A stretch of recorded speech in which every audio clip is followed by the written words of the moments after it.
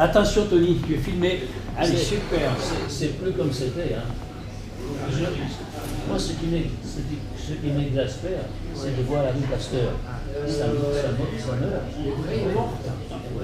Jean-Claude, si tu viens dans la rue où j'habite moi, j'habite la rue de Turin, c'est la catastrophe générale.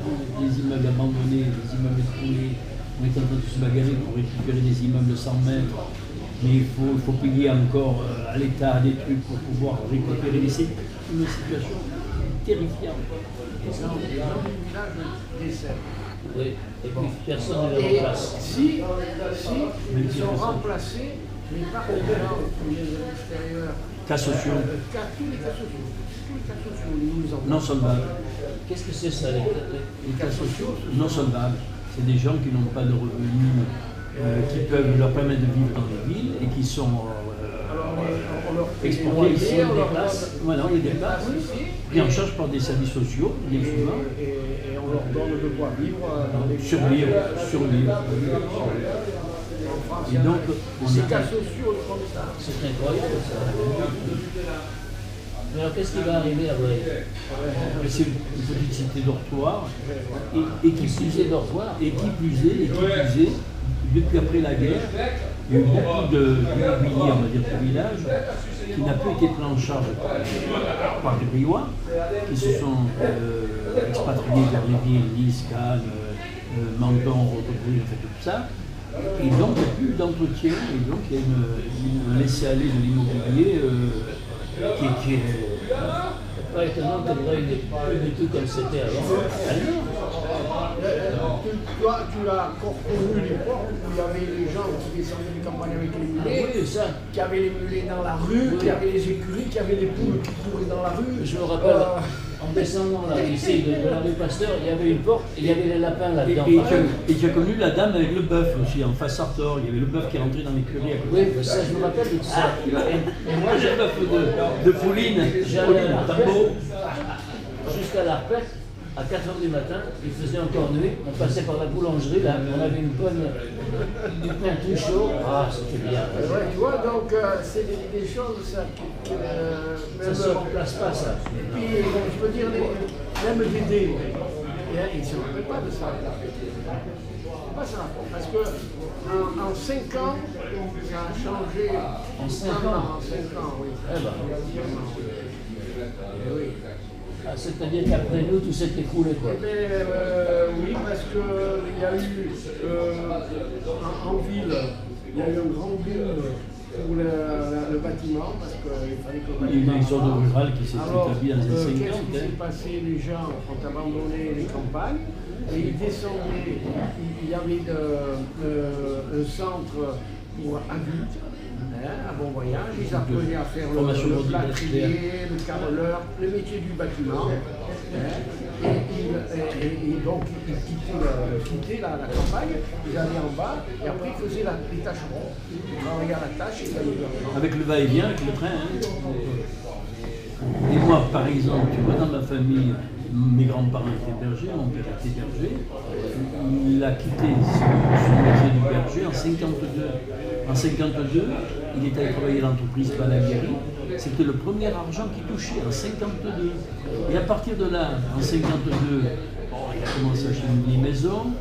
Avec les accords avec le patron Balaguerie, il a eu des aides parce qu'il pouvait acheter des matériaux un peu moins chers. Balaguerie leur permettait de continuer à aller travailler les olives, les patates, dans le jardin. Il demandait un jour de congé. Et il disait oui, oui, Joseph, vas-y. Donc ils avaient une espèce de travail complémentaire avec un revenu plus la production de jardin, des trucs de campagne. Et tout le monde travaillait en équilibre. Voilà. Alors ils n'étaient pas tellement payés. Mais c'était déjà la multi. Il y a des olives, pendant 15 jours. On s'occupait des campagnes, quoi. C'était déjà des pluriactifs. Ils avaient la totalité. Ils avaient déjà le sac. Mais sinon, moi, je ne sais pas ce que c'était de pièces de monnaie en 50. Hein. Quand tu te dis que toi tu étais riche, c'est vrai. Mais moi, j'ai jamais eu d'argent à l'époque les Américains. Hein. Oui, les argents des baptêmes. Ouais. Les argents des baptêmes. Ouais. C'est tout. Moi, je voyais de l'argent. Mais tu sais, moi je voyais de l'argent. Parce que mes parents ils étaient commerçants, il y avait une caisse, donc tu as un roulement d'argent, tu vois de l'argent. Je voyais de l'argent. Mais c'est pas pour autant que mes parents, je me souviens une fois, j'ai fauché 10 centimes. Je suis allé chez Fifi. Ça c'est sûr. Non, j'ai acheté un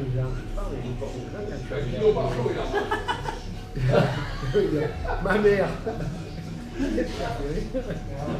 Qu'est-ce qu'il y a sucé? Où tu as pris? J'ai jamais pu toucher ça. Oui, mais on ne savait pas que c'était l'argent. Moi, ce que j'achetais, c'était ici, là. Il y avait une épicerie, j'ai acheté des tubes de lait concentré sucré. Ah oui, Et puis alors, toute la journée, je suçais là-dessus. C'était où l'épicerie? Non, Juste là. Là. Non, pas là, en haut, dans la rue. Oui. Tu étais dans la rue là-haut. Et c'est madame. Il y a la boulangerie maintenant ou plus bas? Merde. Luciano, chez Luciano là. C'est où il y a la boulangerie. Oui, il y a la boulangerie maintenant. Claire Venise, là. Claire. Claire Venise. Il y avait l'épicerie là, et puis un peu plus bas, il y avait les Mourina qui avaient mis. Non, là, tu n'as pas connu. Ah, je connaissais tout, mais les noms. Alors, ça tu te m'échappe. rends compte, quand tu partais du haut de la rue Pasteur, Oui. puis du commerce qu'il y avait. Oh, oui. Avec le grand-père, tous les matins, on le faisait tous. Et puis, il y avait une petite histoire dans chacun. Il n'y a pas besoin de journal après. Hein. Et puis lui, il rigolait partout. C'était marrant. Et il avait son sac à la boucherie. Et puis après, on attendait. Il y avait le boucher Chevalin qui venait une fois par semaine. Il achetait ses beefsteaks. Et là, et où c'est qu'il a laissé? Ah non, c'était chez Crévelli là. Où c'est qu'ils vendaient la viande dans le village ou? Non, il avait un camion, Ah oui, c'est pas ça. il voyageait avec son beefsteak de cheval. Et beefsteak, ça veut dire viande de vache, mais c'est des beefsteaks chevalins. Enfin, tu te rappelles Oui, du c'est train? vrai que c'est un mot anglais, hein. On venait dans les tunnels de Nice avec le grand-père, on étouffait là-dedans parce que la fumée, il fallait fermer toutes les vitres. Et Alors, c'était lui qui conduisait. Il faisait exprès de nous enfumer. on y est allé avec le train, là, c'est formidable. Ils ont fait ça aux États-Unis. Ils ont abandonné le train complètement. Et ici, c'est en train de tourner. Ah oui? Tu as une jolie balade à faire, c'est de là, il montait à Coul, avec le train, c'est merveilleux. Hein. Ah oui. Ah, le train du Marais, il faut que vous fassiez. Que la combien de temps? Jusqu'au 17. Ah, fais-le, hein. Alors il faut que je vois les horaires, quoi. Oui, tu vas à la gare. Hein. À la guerre, tu prends un billet et c'est génial. Hein. Tu vas voir, parce que c'est un train qui est comme ça, qui monte avec la mer, qui tourne autour des montagnes. Ouais, mais ça, tu ne peux pas t'en rendre compte. Quand Non, mais attends, je vous l'explique. Bien sûr, il est pagno, quoi, il était un braille, non? Donc il passe sur la montagne comme ça, en colimaçon, pour pouvoir prendre l'altitude. C'est génial, tu vas voir. Moi, je suis allé les tunnels en colimaçon. à l'intérieur. C'est le train qui fait les brailles à Cuneo, ça? Il faut le faire. Oui. Alors quand tu passes, C'est un tu vois la dépaysement voie tout à en fait bas, intérieur là-haut. tu dis tiens, on est passé là. Tu te rends pas compte. Ça, non, Ça s'appelle le train des merveilles. Ah, ben, merde. Moi, je connais bien parce que j'ai travaillé sur la ligne. Donc, je connais parce que je sais les tunnels où ils sont, comment ils sont, et tout ce qui s'ensuit.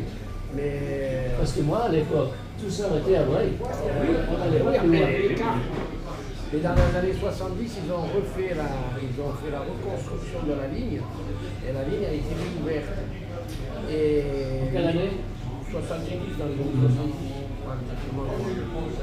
Et puis, malheureusement, il n'y a pas eu d'entretien. Et oui, parce que c'est plus qui avait un ancien cheminot qui regarde un ancien. Et donc, Minuto.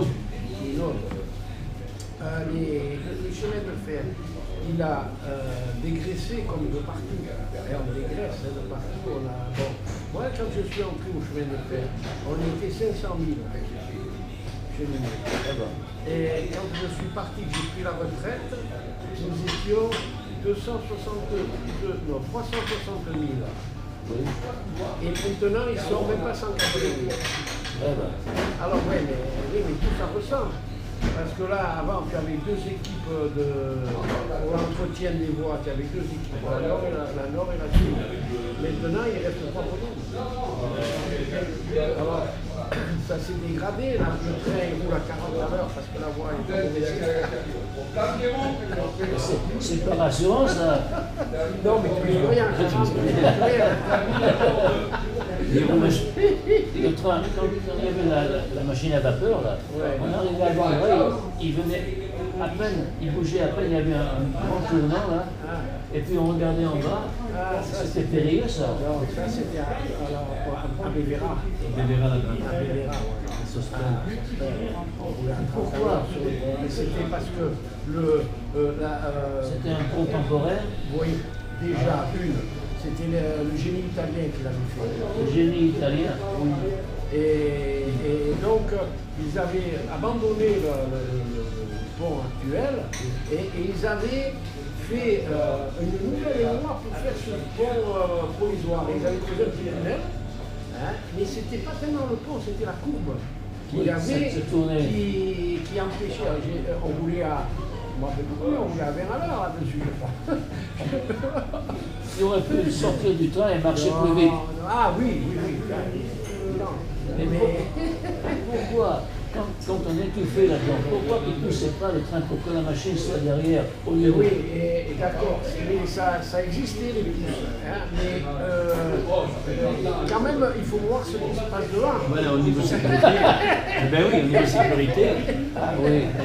Il aurait fallu qu'il y ait déjà des caméras qui te transmettent l'image avant. Alors on faisait, suivant les tonnages des trains, on faisait des doubles tractions. C'est-à-dire la machine de tête et la machine de pouce. Ah, oui. Mais ça, c'était que pour les marchandises, quand un train était pour nous. Alors, on correspondait au sifflet. Il n'y avait pas de moyen de correspondre. Alors, au sifflet. Alors, je ne me rappelle plus un coup, deux coups, je ne me souviens plus. Lui, il dit, il faut quand même savoir ce qu'il y a devant. Ben oui, c'est normal. Il n'y avait pas encore les caméras comme maintenant. Bon, là, sur la ligne de Breil, c'était une ligne à voie unique simplifiée, c'est-à-dire qu'il n'y avait pas de signaux, rien. Pas de signaux du tout. Non, pas de signaux. Mais ça marchait par... Par la grâce de Dieu. Ça marchait par canton, c'est-à-dire qu'un train, il arrivait dans un canton, il partait de Nice, le prochain canton c'était, mettons, Drape. Bon, quand il arrivait à Drape, Il se croisait. il s'arrêtait, et Drape donnait la voie libre, et ainsi de suite, donc il se donnait les voies libres, ça marchait par canton.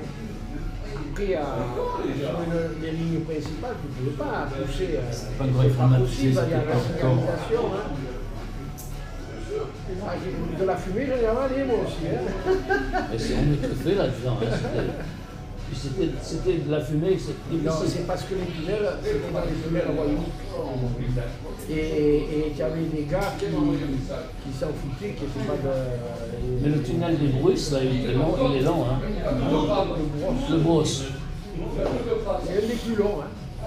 Combien il fait? 5 km 900. Presque 6 km. Et là, celui de l'occasion, il fait 3 km 900. Ces machines-là, elles sont vraiment bonnes. Et on poussait, et quand on arrivait à la plaque, quand on montait après, il fallait garder la machine, on partait le matin.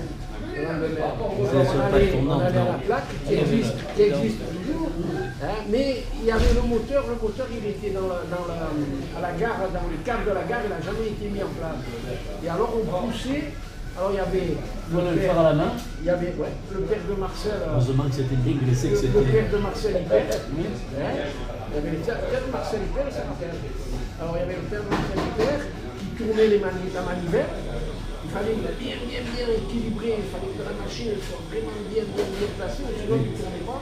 Et le mécano et le chauffeur, ils poussaient. Pousser le cul pour le faire tourner. Faire tourner la machine. Eh ben, Eh ben, c'est bien. Eh là là. c'est ce qu'on appelle le bon vieux temps. Hein. Après, Allez, je vais lui expliquer au sujet du train pour aller à Cuneo. ouais. Hey, Jean-Paul, Oui. if the train to go to Cuneo, he said, I absolutely must not miss that because it goes around the mountain. He says it's the only one left in the middle. C'est dur. Yeah, c'est dur. Oh, did you see that? They were fornicating. Il a des mouches. Il y en a des mouches. Ah ouais, c'est parce qu'il fait mauvais. Hein. Eh ouais, ils sont pas. Elles sont pas folles. Hein. Qu'est-ce qu'elle fout, un copule, hein? C'est ce qu'elle faisait là. Regarde. Quand